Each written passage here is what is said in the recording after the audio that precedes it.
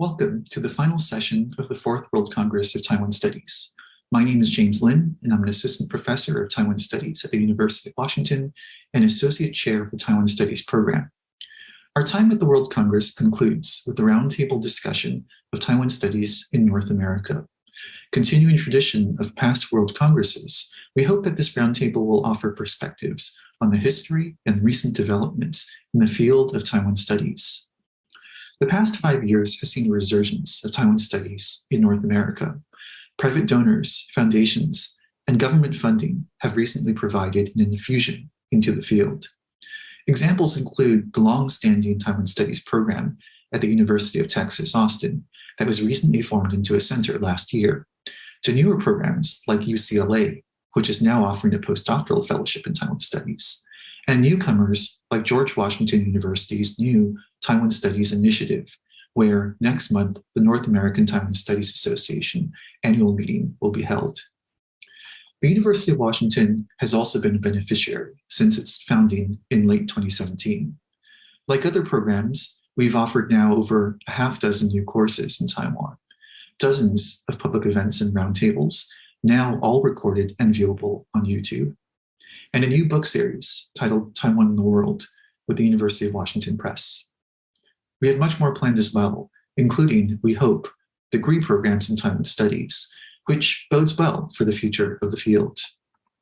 Because this is the first time the World Congress is being held in North America, we sought to bring together different scholars of Taiwan Studies across the continent.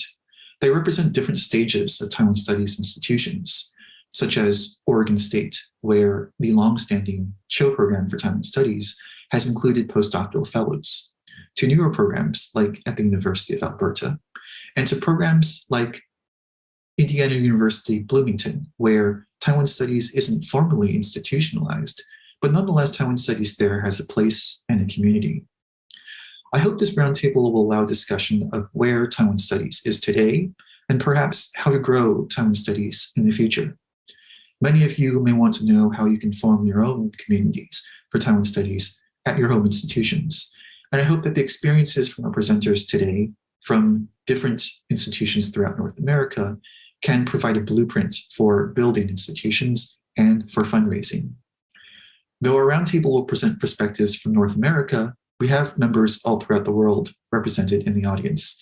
And I hope that the conversation following the roundtable presentations will allow for a wide-ranging discussion of Taiwan Studies globally in the spirit of the World Congress.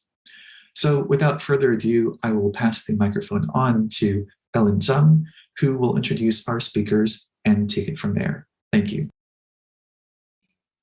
Good morning, everyone. Welcome again to the last session of the Fourth World Congress of Taiwan Studies. And thank you, James, for introducing the theme and also the purpose of this plenary roundtable. So without further ado, please join me in welcoming our first panelist of this plenary, Dr. Hong-Yok Yip, from the College of Liberal Arts at the Oregon State University. And she'll be talking about how to build an identity of one's program, Taiwan Studies at Oregon State University.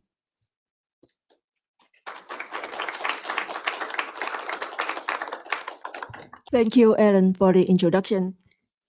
And I'm Hong-Yok Yip, and I'm not an expert in Taiwan studies. Taiwan studies scholars share the awareness that their field has made tremendous progress in recent years. In addition to draw attention to research development, they also note the institutional dimension of Taiwan studies. For instance, they spotlight the founding of Taiwan Studies Associations, including the North American Taiwan Studies Association and the European Association of Taiwan Studies. It's known that funding from Taiwan has been vital to the strength of the field. Especially, Taiwan's governmental agencies have granted support to major U.S. institutions. This presentation examines the institutional dimension of Taiwan studies. Taiwan studies programs look similar in the sense that they coordinate events and distribute resources to produce knowledge about Taiwan. But these programs are also very different, as faculty running them usually find it necessary to cater to the conditions of their institutions. In my presentation, I reflect on Taiwan studies from a micro perspective. reducing the scale of investigation, I zoomed in on the CHILL program for Taiwan Studies at Oregon State University. By drawing upon my own experience as the founder of the program, I would like to offer a fairly subjective narrative on how OSU's Taiwan Studies program grows in an institution which doesn't have much strength in the humanities and social sciences. I will discuss the history of the CHILL program. I will then reflect on my own experience. The CHILL program was conceived in 2006 when an OSU alumnus, Mr. Chen Chiu, expressed an interest in supporting Taiwan studies. In 2007, the Department of History founded the CHILL program for Taiwan studies. In the following years, the OSU Foundation and the CHILL Foundation and the CHILL family did not communicate with each other. In 2012, in addition to chairing the CHILL program, I was told to coordinate with an OSU fundraiser in its dealings with the CHILL Foundation. I have been involved in fundraising activities since then, and the OSU fundraiser and I have visited the CHILL Foundation biannually, except last year. The CHILL Foundation prefers an annual contribution model, depending on how I plan the program's events. The CHILL Foundation's contributions to OSU had exceeded 1 billion by summer 2019, and most of the contributions went into the CHILL program for Taiwan Studies and its endowment account. The CHILL program has regular features such as conferences, lectures, and fellowships. However, in my view, what defines Taiwan Studies at OSU is its identity as an outbound program, developed to facilitate career development of young scholars in the field.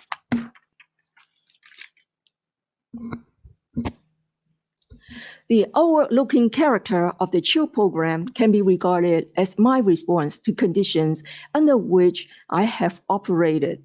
Oregon State University is located in Corvallis, a city in the Willamette Valley in central Western Oregon. The population there is predominantly white. As an institution, OSU is oriented to engineering, agricultural sciences, geoscience, and marine science. In its competition with the University of Oregon, OSU is placed at a secondary position in the humanities and social sciences. In addition, the University of Oregon has a sizable group of faculty members specializing in East Asia, South Asia, Southeast Asia, and the Pacific Islands, while OSU only has an Asian Studies minor program with only 7 faculty members, and none of us is a Taiwan Studies specialist. In this context, I have to strategize. There are significant differences between the CHILL program and Taiwan Studies program based in universities with well-established Asian Studies programs. Larger Taiwan Studies programs sponsor activities regularly. Because of the limited size of the audience, it's impossible for the OSU program to sponsor a lot of activities, nor is it wise for the CHILL program to coordinate events which appeal mainly to Taiwan Studies scholars. However, I found it plausible to work with OSU colleagues and students to sponsor activities that have the potential to appeal to a local public which doesn't know much about Taiwan or Asia in general. For instance, in 2021, the CHILL program and the Asian Studies minor program co-sponsored a remote lecture entitled China's Strategic Vision, Implications for the US and Taiwan, which was delivered by Andrew Nathan.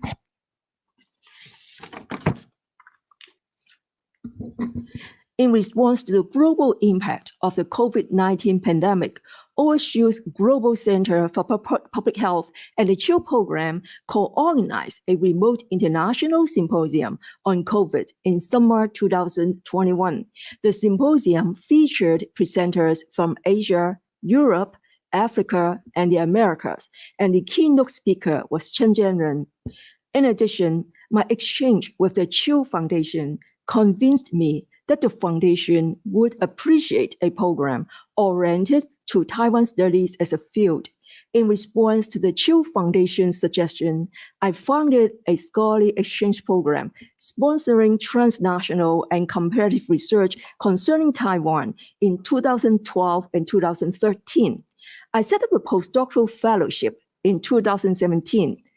The Chiu program also has made contributions to various institutions and scholars. All of this began at the early stage of the program when a young scholar wrote to me about possible support for the annual conference of the North American Taiwan Studies Association. I responded by promising a modest donation. We have since then contributed a sum of money to the association annually. Occasionally, we also support projects undertaken by young scholars. A couple of years ago, because of the pandemic, the OSU Foundation's fundraiser and I suspended the scholarly exchange program, and the Chiu program began to experiment more deeply with cross-institutional collaboration.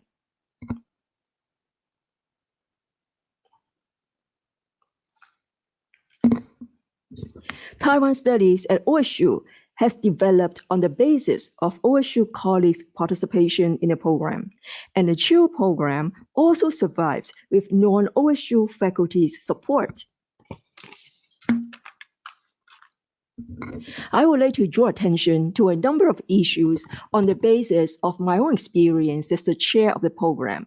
First, I learned to appreciate the importance of patience as a virtue. I have always encountered obstacles caused by OSU administrators because they are not very experienced with international scholars. On the surface, Oregon State is totally equipped to deal with international scholars and research fellows. OSU's Office of International Affairs has staff members familiar with recruitment of international faculty and visa applications.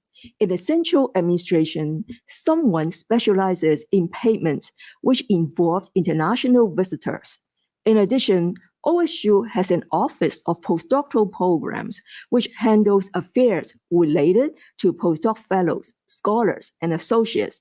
However, these offices mainly deal with international scholars in agricultural sciences, engineering, and other areas in which OSU excels.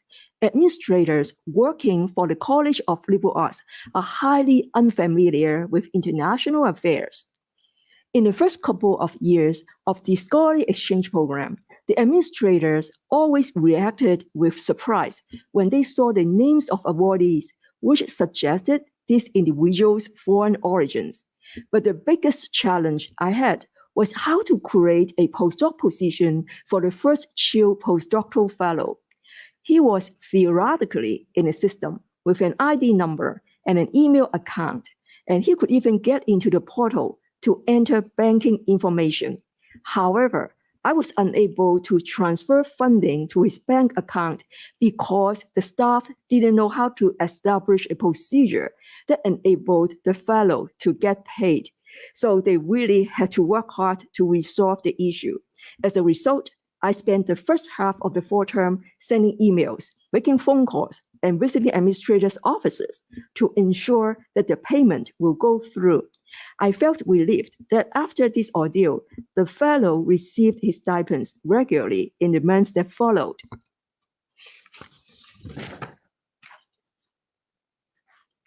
Second, I've thought quite a bit about how to balance my own vision of program development and the OSU Foundation's interest in fundraising. Basically, I appreciate my exchange with the College of Liberal Arts fundraiser when I'm preparing the program proposal. We usually attempted to reach a consensus regarding how much Taiwan Studies would request, how much the Chiu contributions will be deposited in the endowment account at the OSU Foundation, and how the Taiwan Studies Program could share resources with non-OSU colleagues. With mutual understanding, we can form a united front when we meet with the leadership of the Chiu Foundation. Over the years, I've learned much from my OSU Foundation colleague who has shared his fundraising experience with me. For instance, by conversing with him, I learned how donors come in various shapes and sizes. On that basis, I have a better understanding of what kind of donor the Chiu family is. As long as program chairs are able to exercise independence in designing their programs, they would benefit from the assistance offered by professional fundraisers. Fundraisers know how to build relationships with alumni and private foundations. Not only are they more skilled in expressing their institution's gratitude to donors, they are also more effective in presenting requests and more apt to determine when to stop pursuing an impossible goal. Finally, I would like to reflect on the issue of funding. To a significant extent, I agree with the accepted impression that financial support for Taiwan studies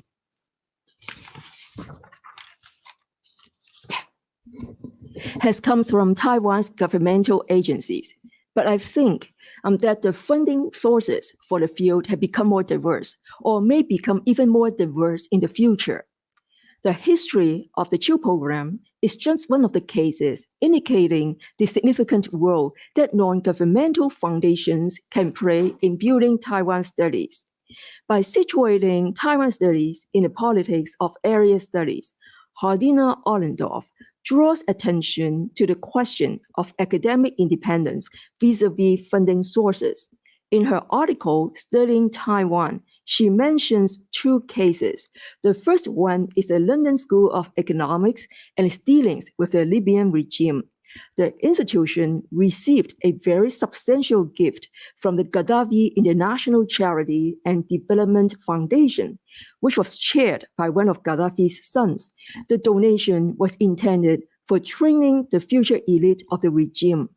Another case Ollendorf discusses in her article is the Confucius Institutes, which have come under increasing scrutiny in recent years. I agree with Ollendorf that the Taiwan government does not impose serious restrictions on Taiwan studies researchers, and that academics' self-censorship may be a more significant issue.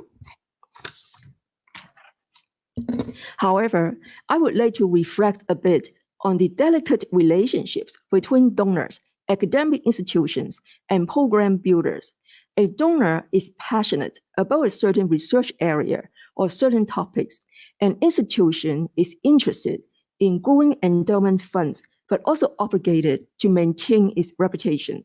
A program builder understands the importance of funding, but is also committed to building an intellectually meaningful program.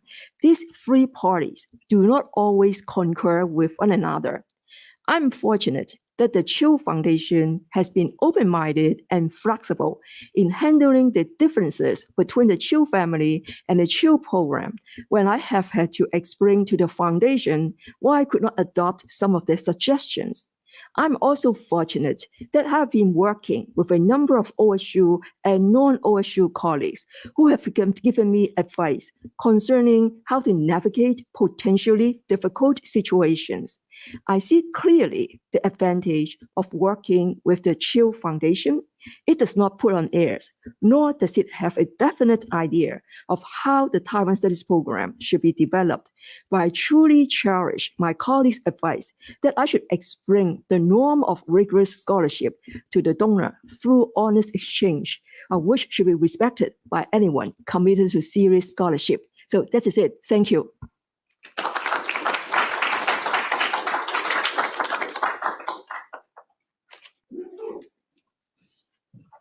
Thank you, Dr. Ib, for sharing your insights into building the identity, or actually the many identities of Taiwan studies at the Oregon State University. And next we have Dr. Feixian Wang from the Department of History at the Indiana University, Bloomington, who is joining us virtually this morning and will be talking about a Programless Taiwan Studies program. Welcome, Dr. Wang. Thank you, and I hope you can hear me well. So let me start by thanking the organizers and the staff of the World Congress of Taiwan Studies for your heroic efforts to make this in person and online across the Pacific at the midst of the COVID surge in Taiwan. And by the way, I'm in Taiwan now. It's 2 a.m. And so if I start to speak incoherently, please forgive me. So when James first invited me to join this panel, I told him I don't feel qualified to be on it and talk about Taiwan studies in North America, like James Institute, UW, or other panelists' home institutes. Our university, IU Bloomington, doesn't have a Taiwan Study Center nor a Taiwan academic program on Taiwan. However, James convinced me that the experiments my colleagues and I have been doing in IU Bloomington in the past few years might be useful for others who are also based in schools without an established Taiwan study program, but want to do something to promote Taiwan studies.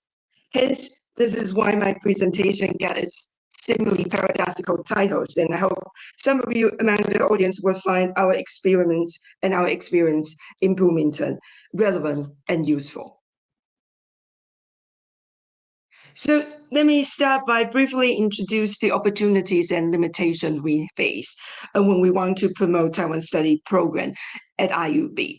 So IU is an R1 public institute with a long history of East Asian studies and is well known for its area studies since the Cold War. So we have an East Asian Languages Culture department. We also have an East Asian Studies Center. And we also have a Chinese flagship program that provide advanced language training, which is supported by the United States Department of Defense. On the bright side, in the past few years, we have a few enthusiastic faculty members, me included, and enough students on campus who care about Taiwan.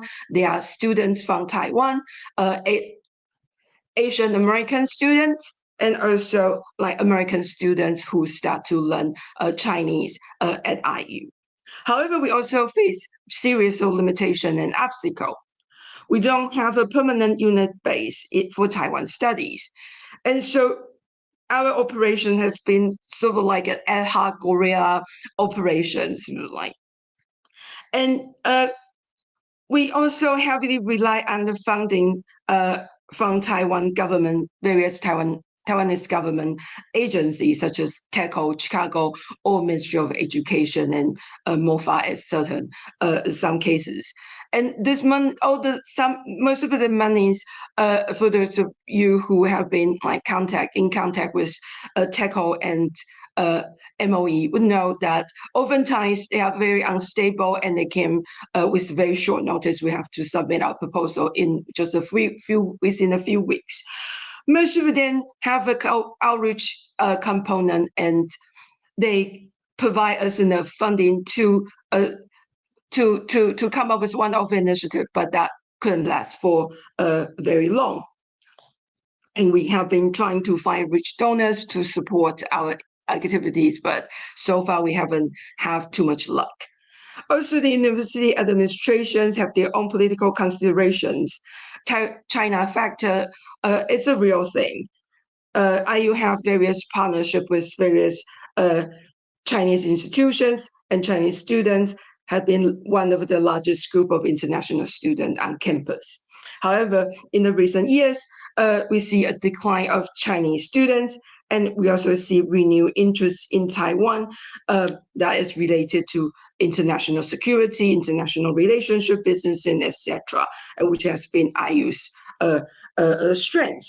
And the university in the recent years also noticed that there are more funding opportunities from Taiwan. So, facing all this opportunity and limitations, like many of our colleagues in other institutions, our long-term goal and our long-term hope is also to establish a Taiwan study program, or that offering a minor one day. However, that's very difficult with the resources and manpower we have at the moment. So we turn to a more realistic and practical action items, and that is to do something that we can do immediately with the limited resources we have to enhance the visibility and awareness on campus. And also, if when it's possible, provide some courses on Taiwan and host events and visitors. So in order to achieve that, we decided to break the conventional divisions between academic activities and conventional culture events such as bubble tea. Sometimes we all have too many of those. We want to argue that stop doing this kind of self-orientalist promotion. Taiwan is more than that. And so we try to design events that have both outreach and scholarly components. And we hope to provide fun experience, but also academic in-depth discussion for our faculty and students on campus. TECO and ESC remain as main supporters, but we also feel that the reason why previous Taiwan study programs in IU could not last for too long is partly because they will only attract people who have already interest in Taiwan. And so now our goal is to reach out to non-East Asian study units for co-organizing and sponsoring events. And we also try to join others' programs. And the goal is to make Taiwan a relevant academic topic to others who may know very little about Taiwan. Oops. And so this is what having these ideas in mind, we try to use one-off initiative to create a sense of series and a sense of community. So previously, most of our funding can only support us to create short notice one-off later intensive initiative that might create some splash but they will go away very quickly. And they rely on ad hoc assembly of staff and faculty to work very hard for a short period of time to come up with something. And as I mentioned earlier, that sometimes such short-term partnership with formed with scholars and schools from Taiwan and also from other units at IU, but they will quickly dissolve and gone once the money is all spent. And as a result, we did not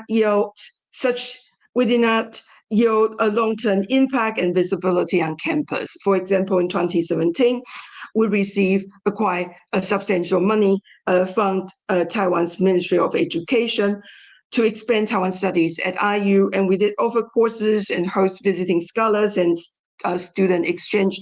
That was a very exciting semester, but again, once the money is gone, everything is gone. And so after that, we decide to incorporate existing campus funding and events and other short-term outside money. Those are still one-off initiatives, but we try to design thematic instead of genetic culture events by introduce similar formats to create a sense of series. And so that's when we start to do Taiwan Days in 2018 and 2019. It growth into Taiwan Week in 2020.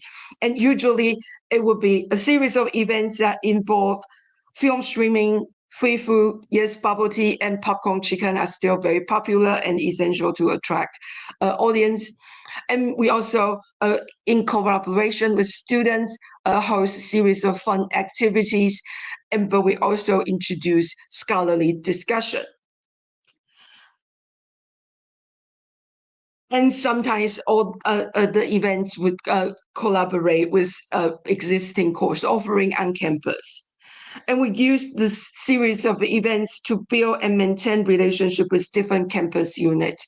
For example, we drag along and participate in the Asian Culture Center's AAPI Heritage Month, and we also propose ideas to insert Taiwan related speakers in the ESC's indigeneity speakers series. So next, let me offer a few examples to illustrate what exactly I'm talking about and how we did it. Oops.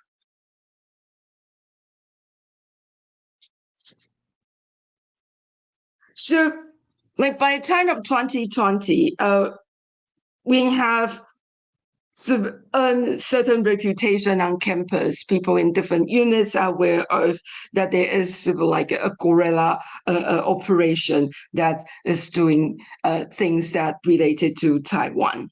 So we were approached by 2 Asian American study faculties about this documentary known as called Loveball Taiwan. And this is about like a 救国团 sponsor culture events for second generation overseas Taiwanese or Chinese. And so we decided to build a series of events surrounding the documentary Loveball. And so we decide the theme of that year is love and identity across generations. As you can see in the flyers, this is like a series of events that span over a week. And we form partnership with Asian American Studies on campus and also Asian Culture Center and also Chinese flagship program, and their Titan lecture series. And we show 2 films. And after the streaming of Loveball, we also have an in-depth virtual conversation with the director of the film, Valerie So, who is also a scholar of Asian American Studies based in California. And we also host a roundtable on intergenerational tension during Taiwan's 2020 presidential election. And we also make a small exhibition to introduce Taiwan's election culture. And this is part of the flagship's Titan series. And so these are some of the photos of that event. And we all know what happened in March 2020. So it's the COVID pandemic.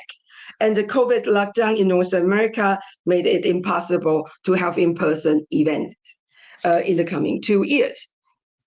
So, but in summer of 2020, we were approached by another opportunity, this time from Taiwanese government agency, to host a series of online streaming of Taiwan films. And we don't want to just like show the same old classic Taiwanese films, and we want to make it a thematic online film festival with the traditional spirit of the Taiwan Day and Taiwan Week at IU. And so our main partnership for this event are TECO Chicago and the Taiwan Film and Audiovisual Institutes. And we streamed 6 films, 2 about food and music, and 4 about the martial law period. And so to tie this all together, the theme of the year is Unspoken Taiwan.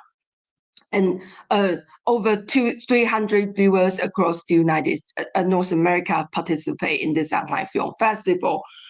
And to help the audience to grasp the historical complexity and in-depth of the 4 films about martial law period, we also invite Dominic Yang Mengxuan to give us a lecture entitled White Terror in Taiwan History, Cinema, and Memory.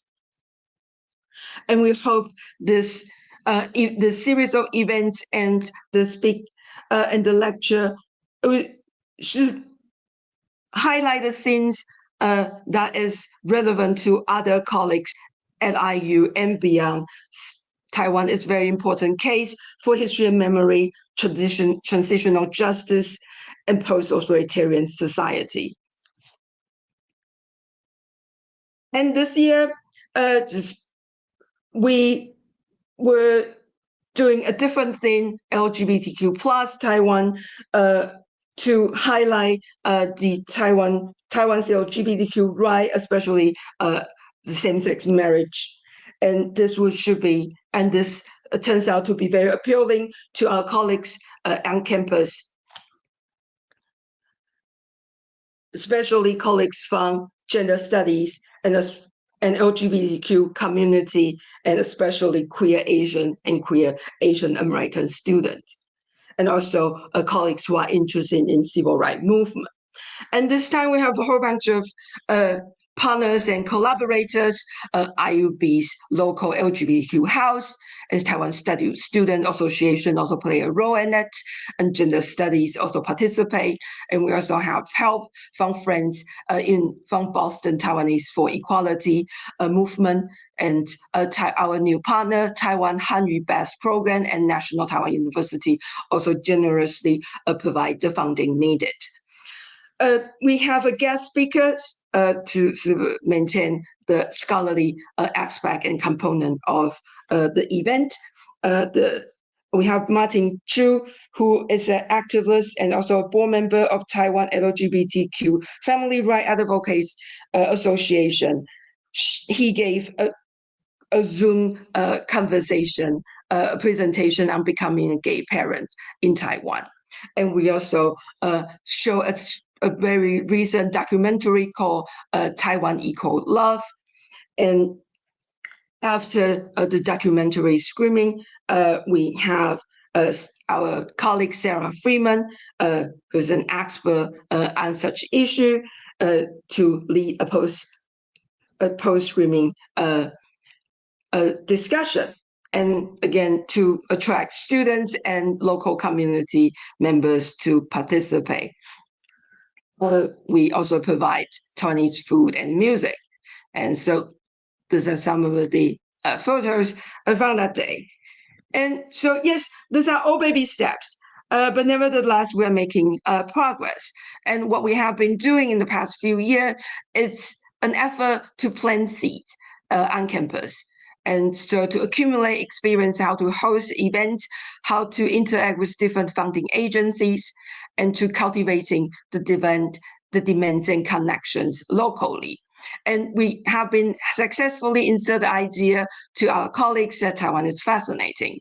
And that's to add something about Taiwan to our existing programs. So for example, most recently, we were invited to propose a Taiwan-related program to IU's Title VI program. And this will be a collaboration between IU Bloomington and UIUC. And we also formed a new partnership with National Taiwan University, and their outside funding would help us flourish our local programming. And more importantly, what we have been trying to do through this series of events to justify to our higher up that why a Taiwan study program is needed at IU now. And so I will stop here and thank you very much.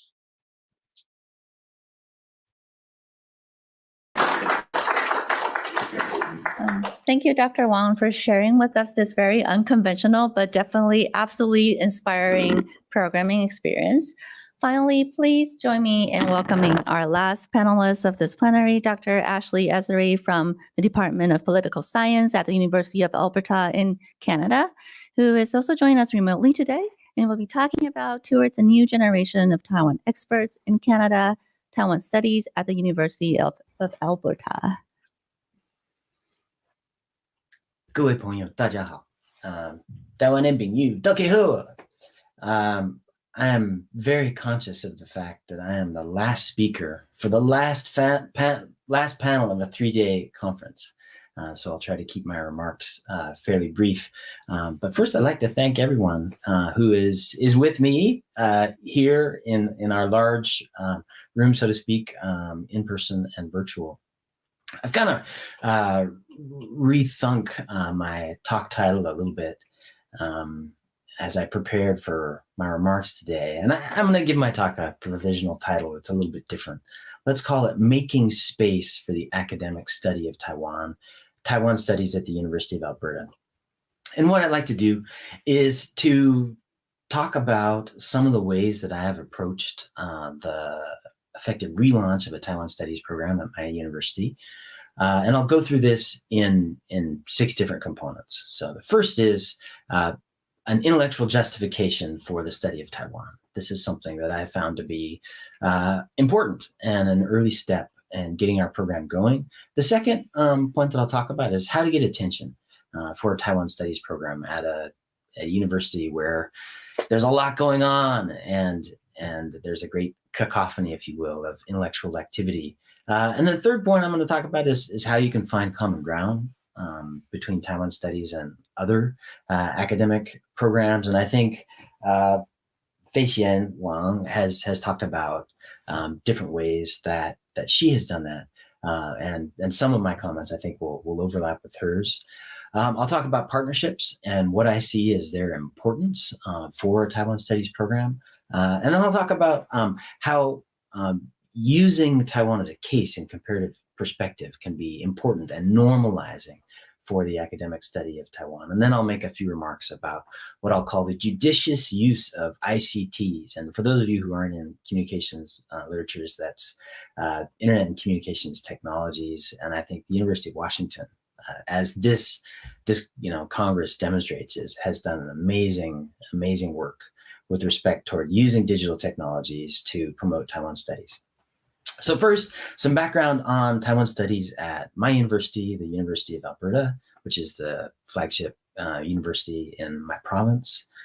So building on momentum from a prior Ministry of Education grant that was titled to make the University of Alberta a leading center for Taiwan studies, the University of Alberta's Department of Political Science received a grant in 2021 from the Ministry of Foreign Affairs to train the next generation of Canada's Taiwan experts. That was kind of the title that we used in the second go-round. And major components of the program over the last 2 years have included the instruction of undergraduates and graduate students through a couple of academic courses, and through direct involvement in student research and faculty-led research that are associated with the overarching theme of Taiwan's transformations, political and social change in the 21st century. And this overarching theme has allowed us to pursue many different research agendas and initiatives. It's been a convenient theme. So some of the topics that people have engaged in with respect to student and faculty research are Taiwan's energy transition. This is a topic that was considered in an in-depth international conference at Banff last week, which is why I'm not with you in person. I'm still recovering from the hosting of a large conference in Banff.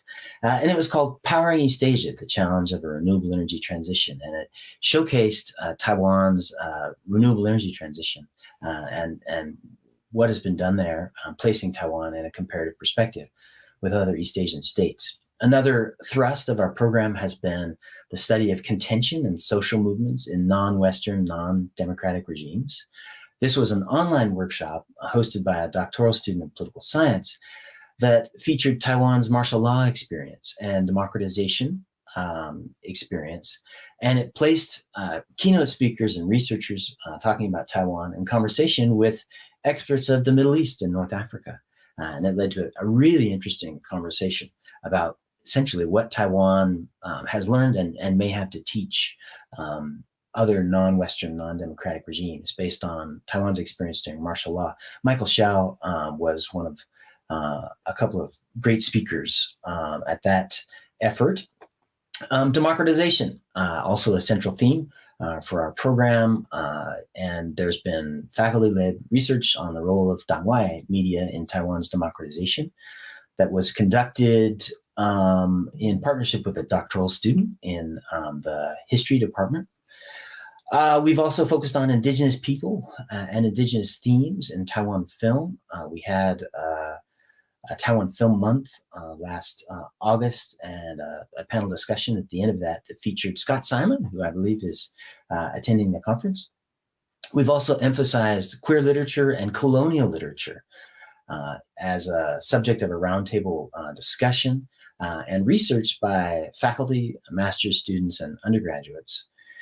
We highlighted Taiwan's response to the COVID-19 pandemic through a book launch that we organized in conjunction with the China Institute on this campus, as well as the Prince Takamoto Japan Center. And this was a book launch for Yves Tabergian for a project in which he compares responses of different East Asian states, including Taiwan, to the COVID-19 pandemic. We've had research related to tea culture. The Taiwan Studies Program supported research by a doctoral student who looks at the diffusion of tea culture between Taiwan and China. We've also looked through faculty-led research conducted with an undergraduate student at the role of public preparedness and public opinion in Taiwan's national security outlook. And that's research that's going to be presented at Georgetown's Taiwan Studies Conference in about a week. And then we did an online Taiwan expert series of interviews that allowed us to highlight a still broader range of research in Taiwan studies by anthropologists, sociologists, historians, and political scientists. And perhaps most importantly, these interviews pointed the way toward promising areas of future research for up-and-coming Taiwan scholars, whether in Canada or any place in the world. And a number of folks who are at the Fourth World Congress of Taiwan Studies were in this expert series, including Shelley Rigger, Dafford Fell, Junyi Lee, James Lin, Steve Harrell, and Ming-Shou He. So now I'll launch into an argument for how I have approached making the case for the academic study of Taiwan. And I say academic study for, I suppose, very conscious and explicit reasons. I'm as a scholar, I'm not interested in ideological approaches to the study of really anything. I'm interested in evidence-based research that leads to theory building and sensitive consideration of world affairs. And that's why I believe it's important in the context of my campus, where there are many people who study China and many Chinese students, to talk about the study of Taiwan as an academic endeavor. So amidst the cacophonous bustle of a research university, how do you sell the merits of the Taiwan Studies program? It can seem daunting. And for my program, I'll just say that this is a central and ongoing objective. I have attempted to make the case for the study of Taiwan through broad outreach via social media and campus media. I've attempted to find a space for Taiwan in ongoing conversations on campus. And I've attempted to place Taiwan in comparison with countries that experience similar challenges as a strategy for normalizing conceptions of Taiwan as a sovereign state, as opposed to a subnational not sure what, as implied through the use of such names as Chinese Taipei. And I've also tried to judiciously leverage information and communications technologies that have really, I think, found their moment during this pandemic. So here's my argument for why I study Taiwan. It's one that I'm prepared to roll out because I think many non-Taiwan experts are really skeptical that a Taiwan Studies program can be valuable or even vital on a North American campus. Lots of people have other priorities that they consider to be more pressing. So I will often maintain that the academic study of Taiwan holds great promise across the humanities and social sciences. Taiwan is a microcosm for examining many of the forces that reshape the world around us, and is particularly fascinating as a subject of study because Taiwan tends to respond to international pressures rapidly and effectively. The country's handling of the COVID-19 pandemic, climate change, indigenous rights, Chinese meddling in electoral politics, and transitional justice are just a few examples. For those interested in international relations, Taiwan is a critical case for students of sovereignty disputes. There isn't an inch of Taiwan's territory, after all, that is not disputed. Taiwan's helpful for better understanding great power relations, US-China relations in particular, and of course for security studies. And for comparative politics, Taiwan serves as an illuminating case for studying the rapid transformation of national identity and ongoing democratization. For scholars interested in civil society and social movements, Taiwan showcases, as Fei Xian pointed out, activity in such areas as LGBTQ rights, feminism, environmentalism, media literacy. And these are topics that grab headlines globally. For researchers of colonialism and post-colonial societies, Taiwan's history is replete with data from which scholars may research Dutch and Spanish colonies, as well as Manchu, Japanese, and Chinese Kuomintang rule. Moreover, as a society with high information transparency, quite unlike China, Taiwan and data related to this polity is readily accessible to students and researchers alike. I think Taiwan's got an important moment too. Now, as China becomes more closed, Taiwan remains open for international researchers. It's a great opportunity to broaden knowledge of Taiwan. So one strategy I've had on campus, besides making the case for why I study Taiwan at all, is to attempt to find common ground with students and student interest, as well as other programs. So at the University of Alberta, this is a top 5 Canadian university, students are passionate about a number of different topics like sustainable development, climate change, human rights, transitional justice, women's rights, and Indigenous rights. But most of my students know very little about East Asian politics, typically even less about Taiwan. Students are also deeply disturbed, you might even say distracted, by gun violence in the United States, the ongoing Russian invasion of Ukraine, and the increasingly threatening military policies of China, as well as the demise of Roe v. Wade. So in such a context, it's helpful to explain how Taiwan is addressing challenges that students are already thinking a lot about. And this does a couple of things. It includes Taiwan in intellectual conversations, and it broadens the substance of the conversations at the same time. And topics that I think really work for bringing students in, to conversations about Taiwan and bringing Taiwan into ongoing conversations on my campus are renewable energy transition. Taiwan's doing so much now and faces many of the same challenges as other East Asian states that are resource poor, like South Korea and Japan. Transitional justice, ongoing, of course, in Taiwan, related to the martial law period and going back still further. Canada is going through a process of transitional justice at the same time.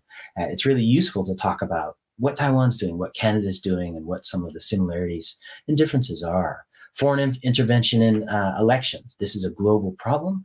Taiwan deals with it with respect to China in particular. Canadians are interested in how Taiwan is handling these challenges, because Canada feels like it's going to be facing these challenges too, if it isn't already.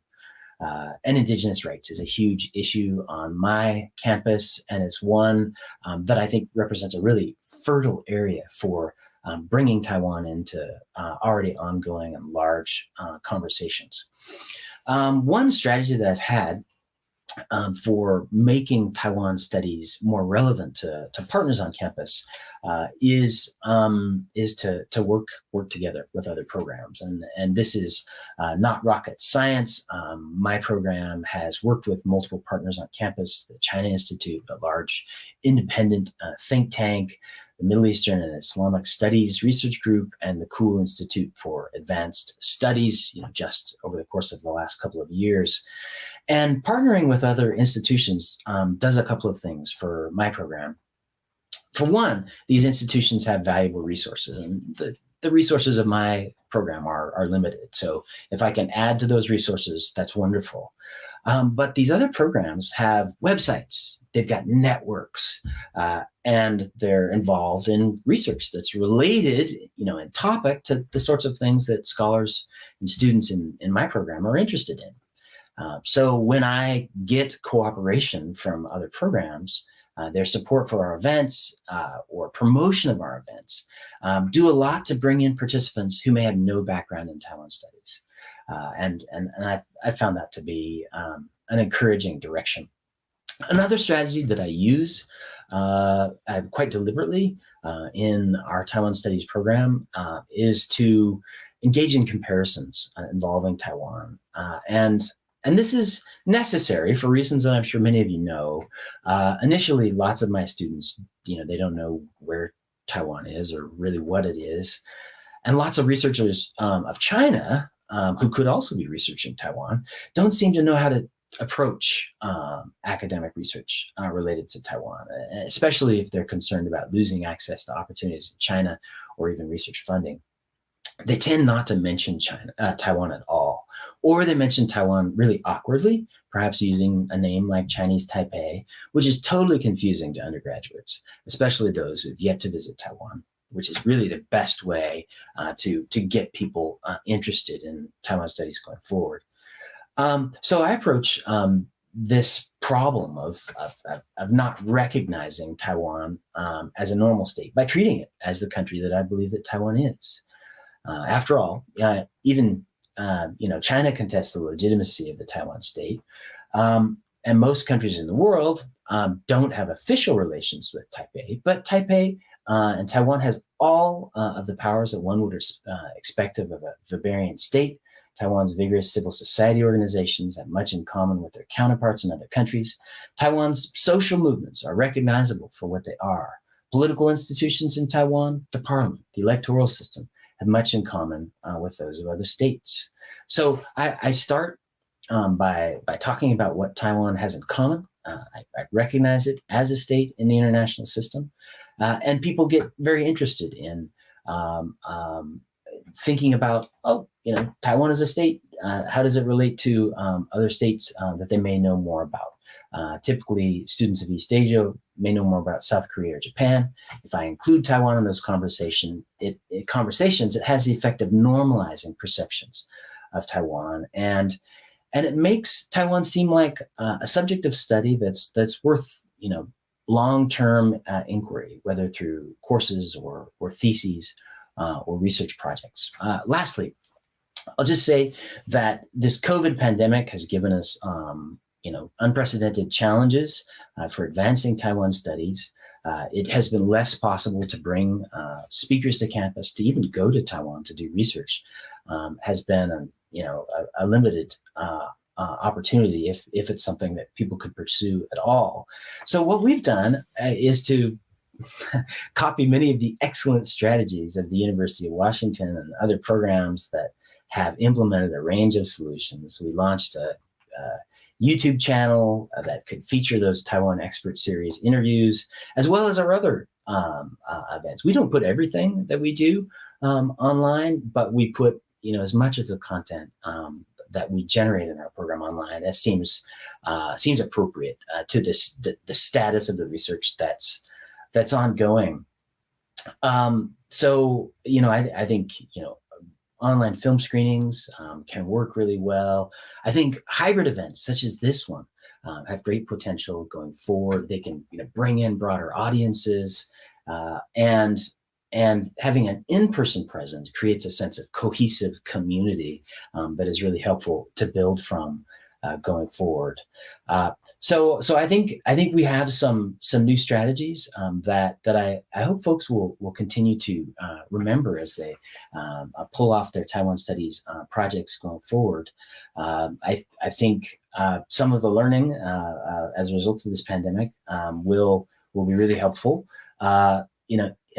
Even after the resumption of regular patterns of travel, archive access, and direct interpersonal exchange, which is really the best way to increase interest in Taiwan studies. So with that, I'll thank you for your attention and welcome any questions or comments you have. Thank you, Dr. Esri, for your remarks on space-making partnership and the transitions and all the ongoing conversations across these different waves of Taiwan studies in Canada, and also how all of these interact with the local contacts in Canada and also beyond. So thanks for all the panelists for your fascinating insights, experiences, and expertise about working in and being part of the field of Taiwan studies, and most significantly, wearing so many different hats throughout your participation. So let's welcome Dr. Ip to the front again. And then we'll also bring up Dr. Won and also Dr. Esri to the screen. And we'll now open the floor for questions, comments, thoughts. And as we have all been well trained in the past 3 days throughout this Congress, and also to save time for repeating questions, please come up to this podium and speak directly to this microphone so that our participants and also our audience online can all hear us. Okay. Any questions or thoughts? Yes, please.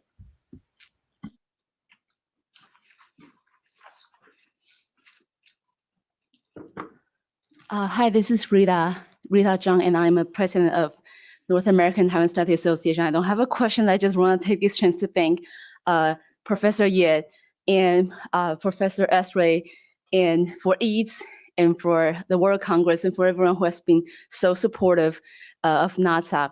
As an association, right? The funding, your guidance, and everything. And Dr. Ip has been so nice to us, and been so flexible and patient. And then I just want to shout out to James and everyone who really has been so integral to the making of NASA. And I'd like to extend my gratitude to the Congress for giving a spot for NATA to present our work. And as I have introduced, NATA is a graduate student-based organization. So I think one of the anxiety that I have observed in our staff is that, do we have a future as a Taiwanese study, like Taiwan study scholar in America, like in the academic career? And I think that anxiety has risen in the past few years.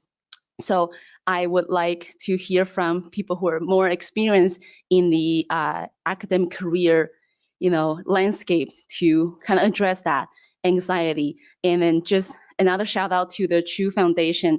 The funding from the Chu Foundation has helped us launch the NATA podcast season 2. The NATA podcast focus on the mental health issue of grad students, Taiwanese grad students in America. So just not just the mental health issue, but also, their other like problems that they face with their advisor, with the funding, with the school, with the job market. So just a big thank you for everyone. And then I would like to hear your ideas and your observations about the job market. Thank you.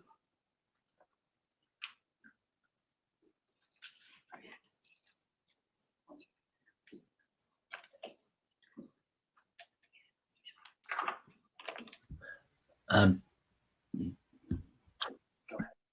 Tell him to go ahead. Please go ahead, Dr. Essery. The job market's terrible. You can see it. It really is. So if you're getting a PhD now, it's good to have a plan B and a plan C. That's not mental health, I recognize, but it's good to be honest about such things. I think it's very hard to pursue a career in North American academia as a Taiwan expert. Some people have done so with incredible effectiveness, but it's difficult. I think it's better to be an expert of politics or dance or arts with a focus on Taiwan, or be involved in projects that that place Taiwan at the center, or in conversation with other cases. I think that's probably more effective as a way of marketing your skills. And I got the same advice from my advisors when I was a doctoral student way back when at Columbia University with Andy Nathan, Tom Bernstein, Yu Xiaobo, and others. They basically said, you gotta not just be a Taiwan expert, you've got to be more. My own interests were to spend more and more time thinking and researching about Taiwan, but going back to the grad school days, I had mentors that urged me to look broader and stretch my expertise a little broader than that. And at the time, it was painful to hear, but I think subsequently, I'm grateful that that they were trying to look out for me in this way. So hopefully those comments are not too disheartening.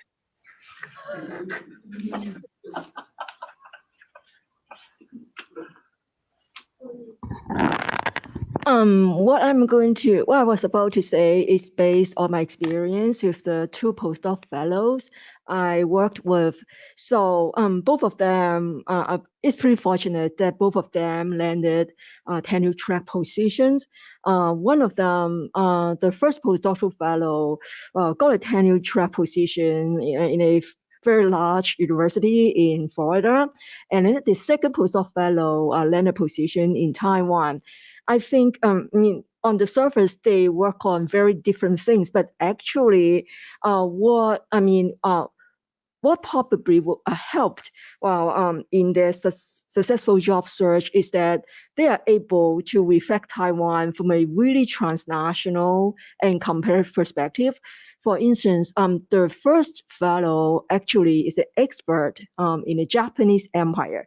And it just happened that he focused on the legal system during the colonial period in Taiwan. So, his specialty positioned him pretty well when he was on the job market. So he could find jobs in Taiwan studies, but at the same time, he's also highly qualified to apply for jobs in Japan studies. But what is so surprising is that in the end, the tenure track position which is offered to him came from gender studies. At any rate, I think he really appealed to many institutions because of his broad training. And as for the second fellow, her research project is a comparative project focused on Hong Kong and Taiwan. So according to the information that she shared with me, she actually have been invited to many campuses for interviews in Taiwan. And then she landed a position which specialized. She landed a position in political science and governmental affairs.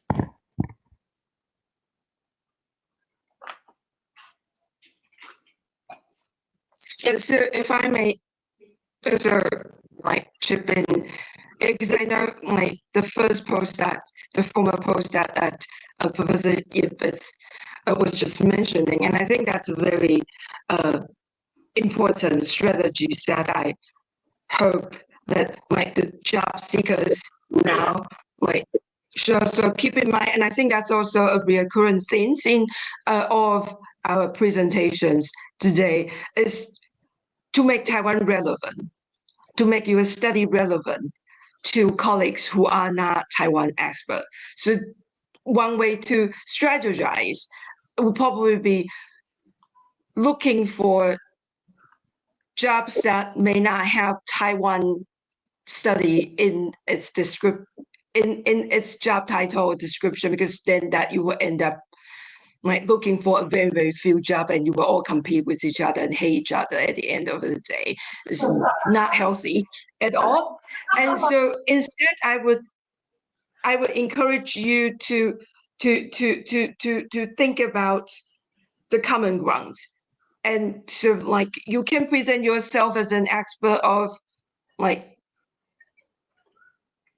gender and law with using Taiwan and under the colonial rule as a case. You can present yourself as an expert of global health with Taiwan as your case.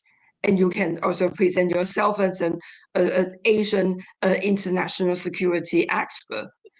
And also convince your colleagues and convince people who may hire you that why Taiwan matters and why this is needed. And so that would probably help you expand your horizon and try out different jobs that may not look perfectly fit your dissertation topic at this moment, but they may be appealing if you can. It may be appealing to the search committee if you can make the connection between what they are looking for and what you are working on. I think we also have a comments from the audience about this topic. Yeah, thank you very much. I just wanted to add something to what the president of NATSA said, because I just got a postdoc last year at McGill, actually, in Taiwan Studies, which was absolutely great. And it's fantastic. I can teach a class on Taiwan Studies. Students are super happy and they are super interested. But again, the problem is that, and I had been experiencing this in Europe beforehand because I am European, it's difficult to build tenure track positions and long-term positions. So I teach to undergrad. Next in the fall, I will teach to graduate students who are absolutely passionate about Taiwan. But as soon as there is no tenure track, there will be no PhD students. And so these programs, whether postdoctoral or sort of lectureships, are going to be over, and there will be no academic, scientific reproduction over the years. We are not going to train PhDs in Taiwan studies anymore because there are no professors to supervise them. So my question, which is also beyond the difficulties that we do all experience on the job market, which is a tragedy. But the question is, how can we, or how can you, how can we all in Canada, in the US, and perhaps also in Europe, right? How can we figure out strategies to have more permanent positions in Taiwan studies? I mean, it's great I'm a sociologist, so when I go for jobs interviews, I sell myself as a sociologist, as an expert on migration, on globalization, right? But would it be possible somehow to use the TICO money or the Taipei Representative Office money to build up long-term positions so that the future scholars will also be trained in Taiwan studies properly? And I think specifically about PhD students.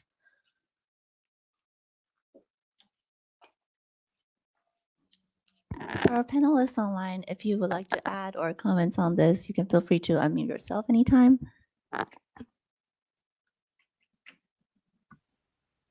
Sure, I'll just echo my support for that recommendation. I think there's probably no institution that would be more helpful in facilitating ongoing Taiwan studies than the creation of tenure track lines at universities around the world.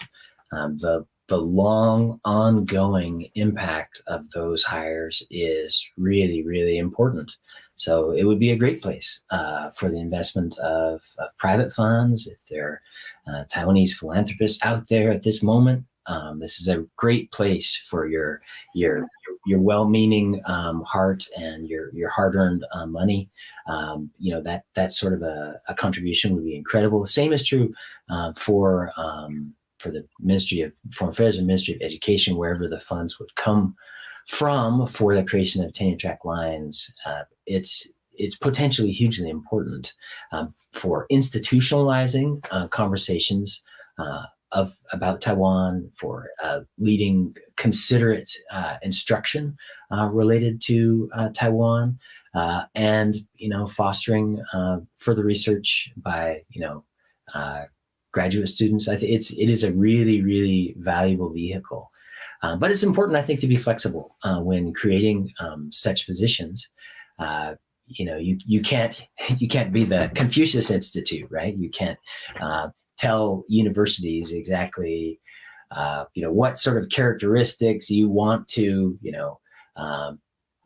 see in a successful applicant for a position. You can't micromanage too much. I think you have to create an opportunity and then allow institutions to shape that opportunity in ways that fit their needs, which will be broader than just the academic study of Taiwan.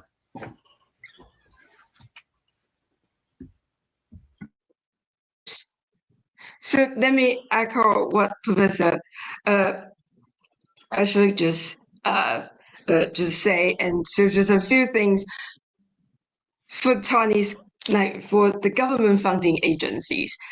I would urge them to study the model of Korean Foundation, because that's very vital for if we and so one of the things that I think, like the Taiwanese funding agency and also some of the private funding, like rich donors, one of the things they tend to do because is to donate money to like Ivy League universities. But if we really want to establish a flourishing and sustainable Taiwan study community internationally or in North America, like establishing tenure track positions in smaller and public institutes.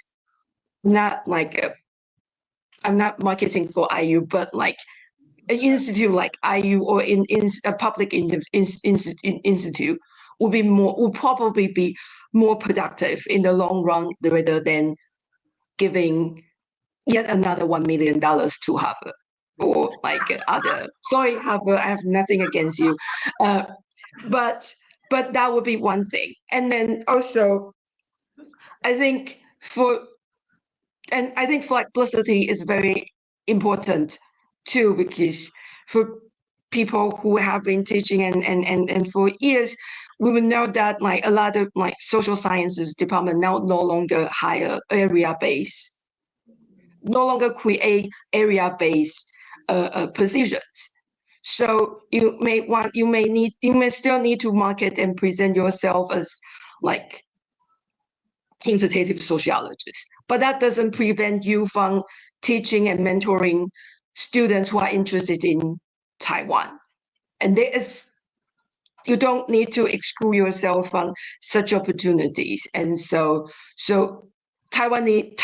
scholars of Taiwan study can be trained in different programs. It doesn't necessarily have to be trained in Taiwan study program. And so that's my thought.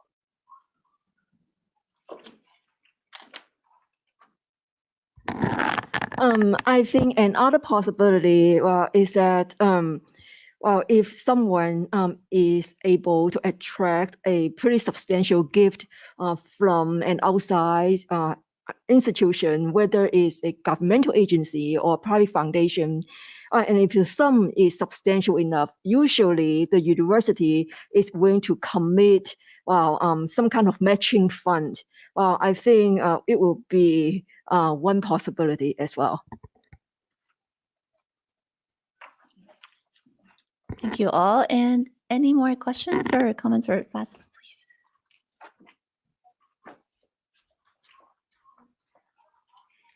Hi, if I could just kind of like follow up with just some experience here, really. So at the University of Central Lancashire, we have 5 members of faculty that work and specialize on Taiwan. We don't receive funding from the Taiwan government for our particular work, though we have recently did get some funding for from the Ministry of Culture for this, like the Spotlight Taiwan series.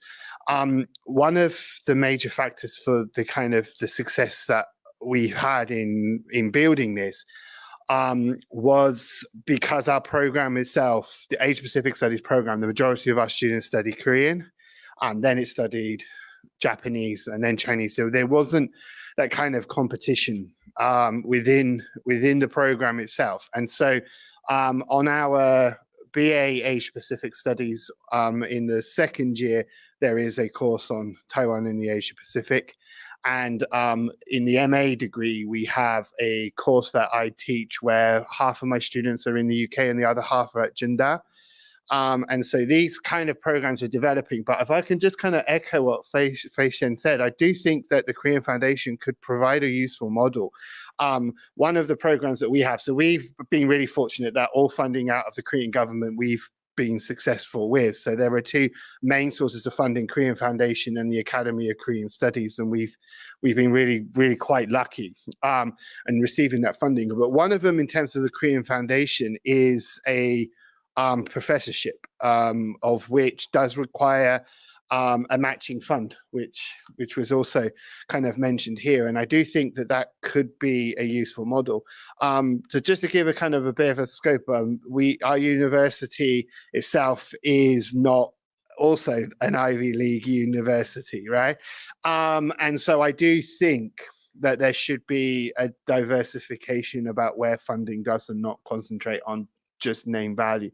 But yeah, so I just thought I'd use this moment just to kind of share a positive experience. So all 5 members are tenured, we're all permanent in our positions. So that is a positive thing that we do have ongoing. Thank you. Thank you, Nikki. Professor Katz, do you want to come up here and share your thoughts? Thank you.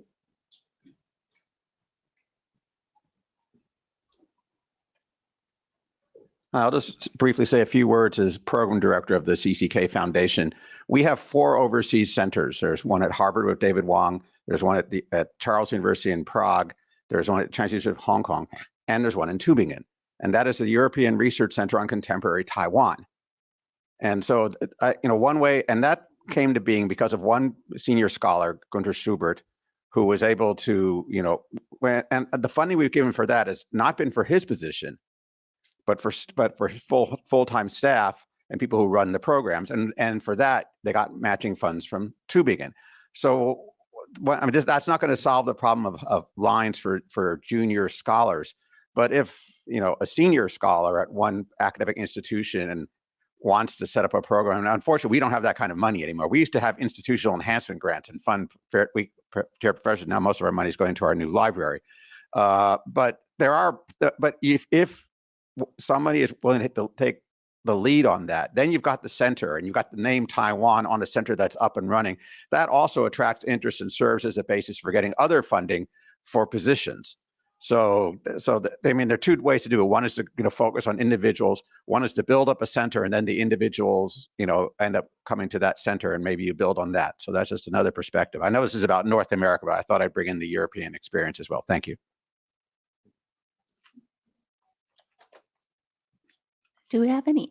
Yes, please.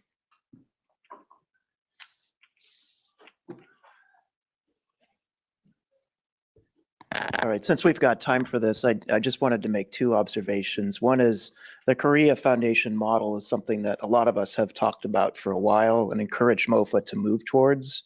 And so I was actually pleasantly surprised when MOFA came up with this new grant system for creating a Taiwan Studies Center on the West Coast and a Taiwan Studies Center on the East Coast. The East Coast went to Harvard. The West Coast went to UCLA. We at Stanford actually applied for that. We lost out to UCLA. That was disappointing to us, but it was probably good for the discipline as a whole. UCLA is a sleeping giant, right? There's a huge number of Taiwanese Americans in SoCal. UCLA has obvious connections to Taiwan. And so that model, as I understand it, is supposed to come with a tenure track line. And so if and when they actually post that, the students who are out there looking for jobs, pay attention.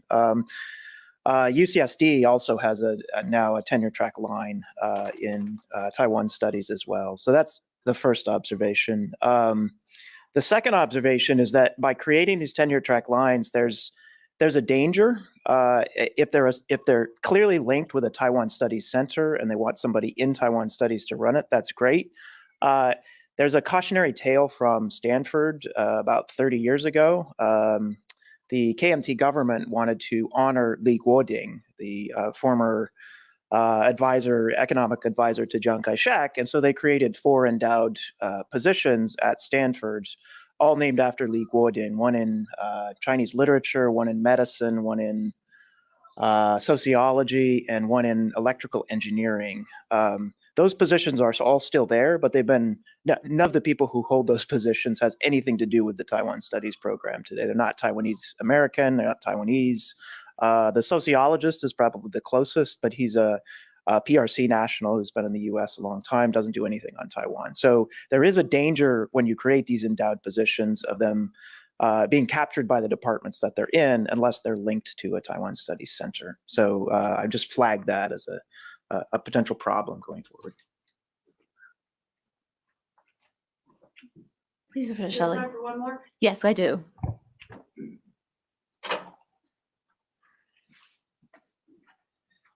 Just a really quick plug for the alternative to the R1 university model that has completely dominated this entire conversation.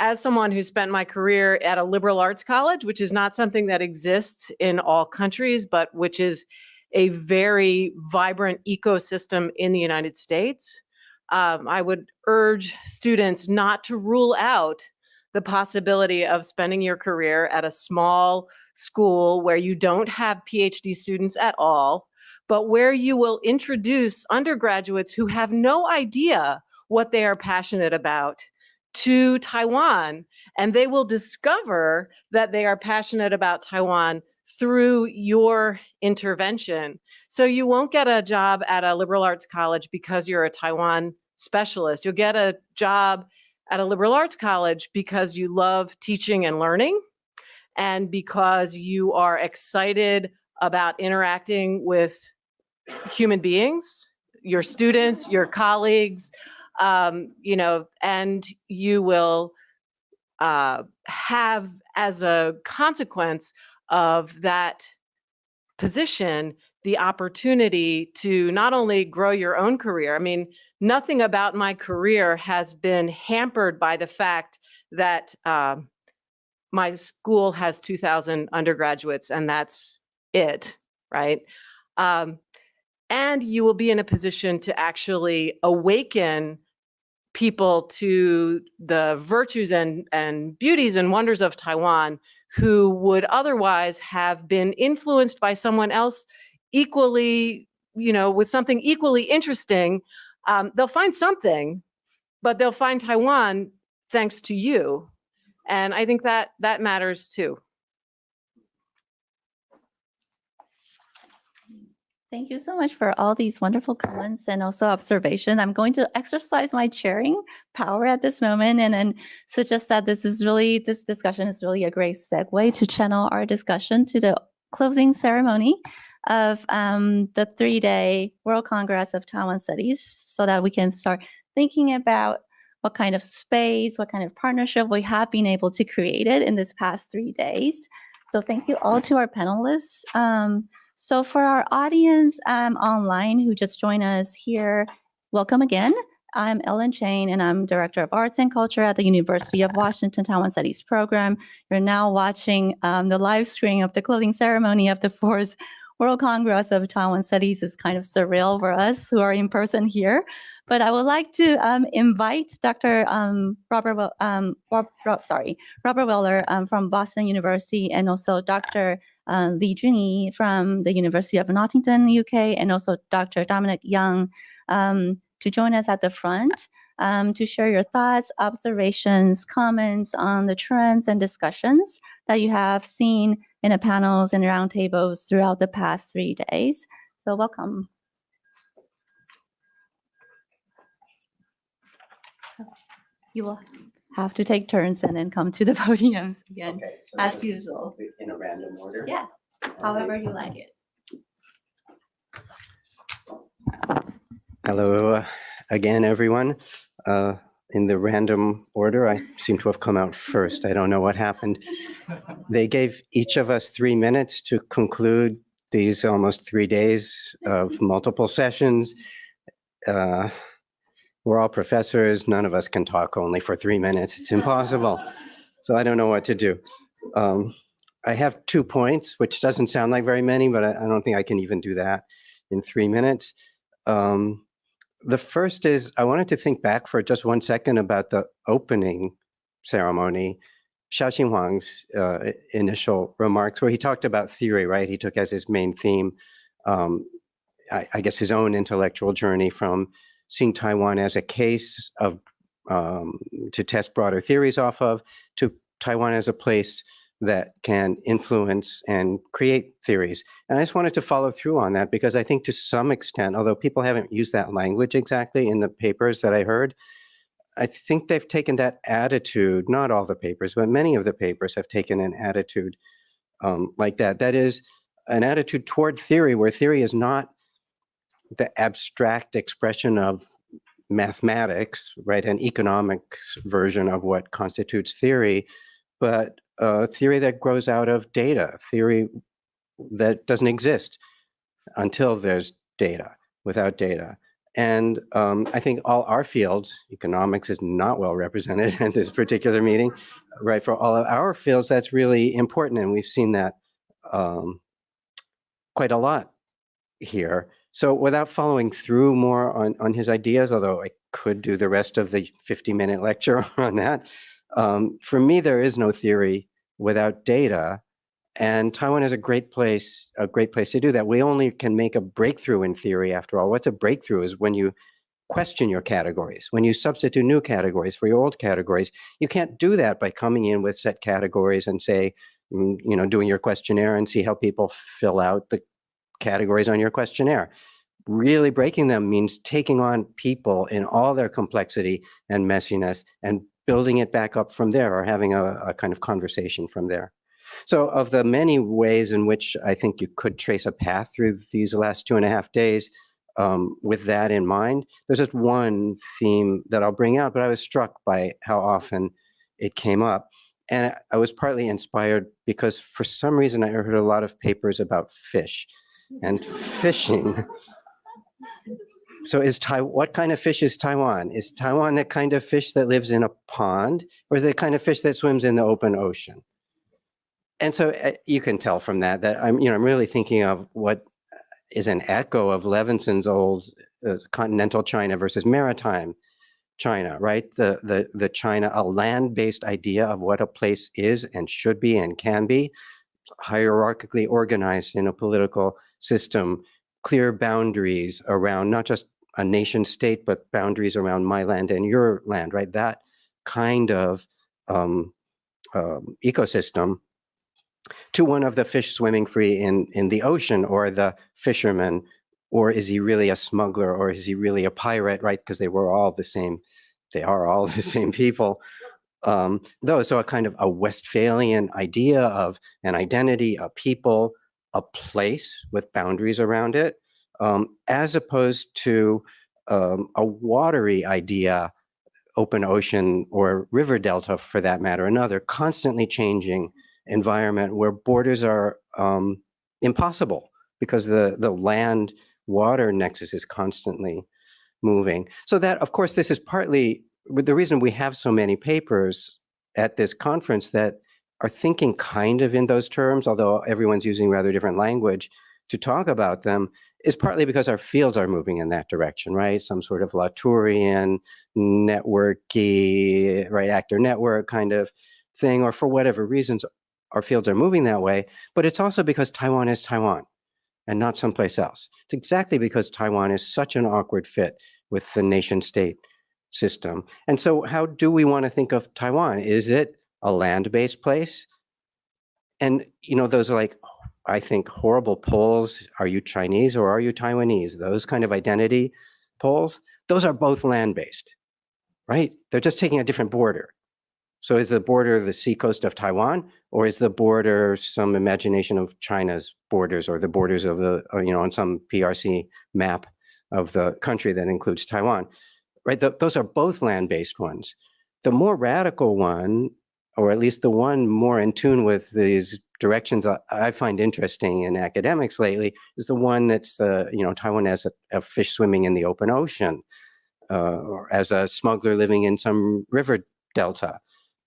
It's that one. Now, of course, our job isn't to choose between those two things.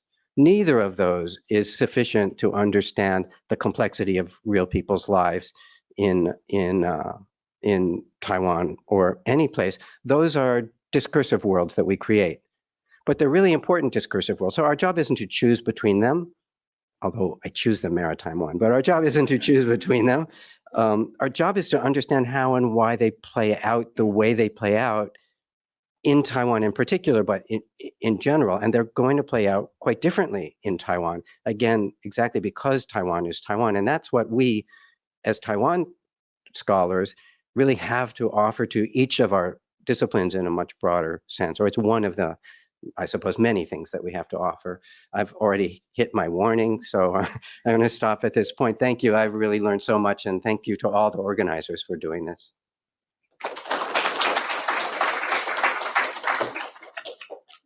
Do I need to call? 3 minutes are disappearing while you argue. Keep doing this as 3 minutes.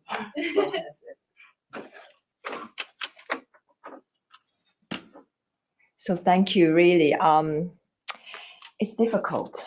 Robert, you did a good job. I don't know whether I can do as good job as he did, but I would like to, first of all, thanks to all the organizers. Of course, Bill is leading it, and James organize everything remotely, but everyone, Daniel, Alan, Junyi, those are one of the few people I knew of, but I really appreciate of your good teamwork. As I'm an organizer myself, I just finished a conference last weekend, and I knew that how difficult to organize a hybrid conference. This is a very rewarding conference to myself, and I believe that to us all. And it is because of your good work. So you're caring for us in the past few days. I really appreciate it. And I think that I can speak for us all. Thank you. Taiwan in the making is the conference thing. And what I want to say is we are all making it.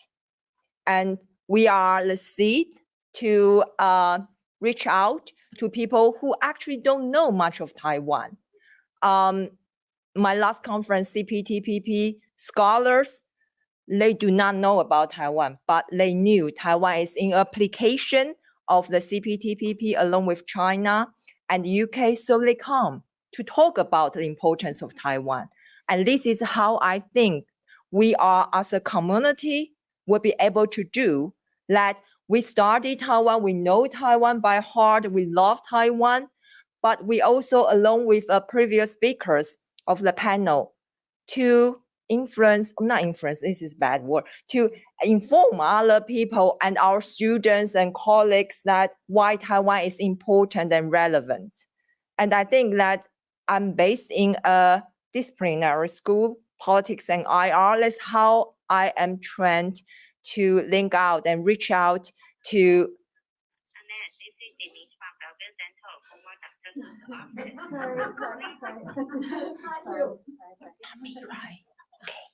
Yes. Where am I? That's fine. As I said, that to reach out to my colleagues who don't know much about Taiwan, to my students and the PhD students who actually feel like Taiwan is not a very important country to study, but I supervise them. Yeah.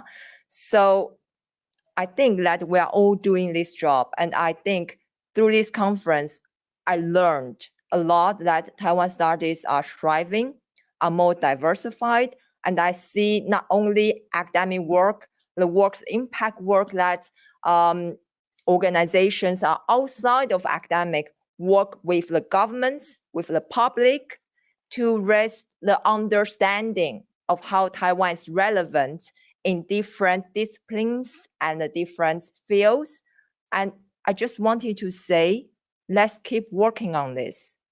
Yeah, no matter it's on the academic works or as the public work or even as a blog. So this is how I come in to advertise. Please to submit to Taiwan Inside if you there's an outreaching to create a community. People to people is important as a conference, but online community and sustainable community, I think that is what we all wanted to continue. So with this note, I think I reached to my time limits. Thank you all. I enjoy so much of this conference, and I wish to see us all and even more friends and colleagues in 3 years' time in Taipei. Thank you.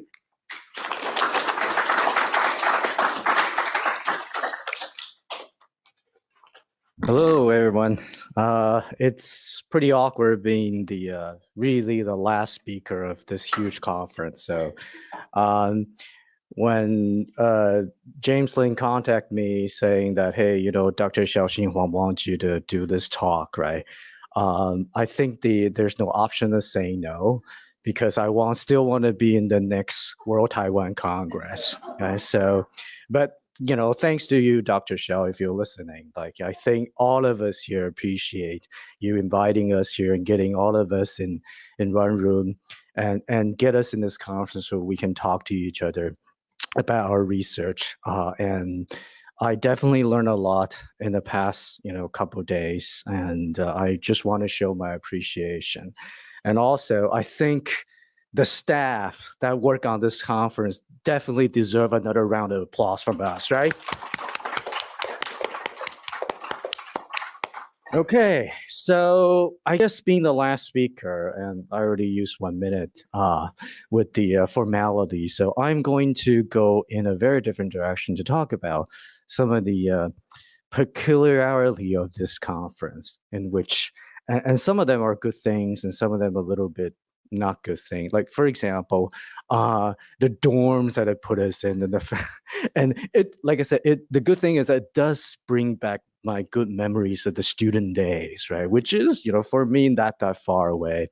And also, I think because of the weather, they have this electric panels on a wall that says, you can lower your temperature, right? Like, cars has the same experience because you keep pushing it, but it doesn't go down. So that confuses out of me. Yeah, I mean, so it's like, what do the people of this conference try to do to us? Is this a test thing? Anyway, so back to my closing. I mean, definitely. So that's one of the things that's pretty special about this conference, and it's these little things that that you reflect back when you look at this experience, right? And I have basically prepared stuff that I want to talk about for the panels that I've been through and the stuff I learned, but I'm going to just scratch all of that, okay? And instead talk about I think the most rewarding experience of this conference is definitely not only the things that you learn within the panels from your colleague, but also the discussions, the dinners, the coffee breaks, and having 卤肉饭便当 the first day for lunch. That's definitely a very nice surprise. And I will recommend that, in future meetings, we make that into a ritual. Okay, so that means we need to have Taiwan Studies Conference, if it's in a foreign location, at places in towns that actually provide genuine 空肉饭 or 卤肉饭. Okay, I think we should make a note of that, right? And so, yeah, I guess so people are trying to check into their hotels, check out of the hotels. So that will be the end of it. Thank you guys very much. All right.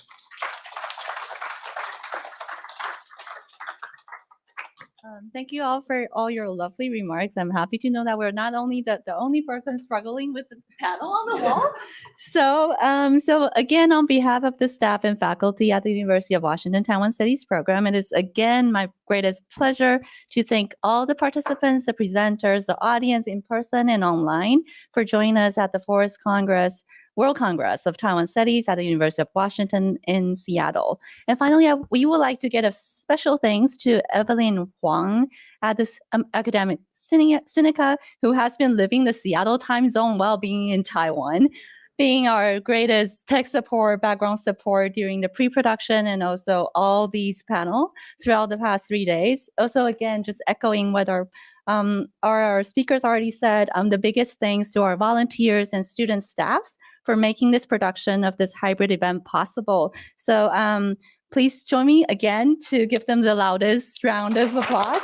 To all of them and also to all of you who managed to bring Taiwan to Seattle through your presence, in-person presence, online presence, and also through your wonderful presentation and discussion. So this will conclude our time at the World Congress. Thank you again, and we will look forward to seeing you in the future very soon.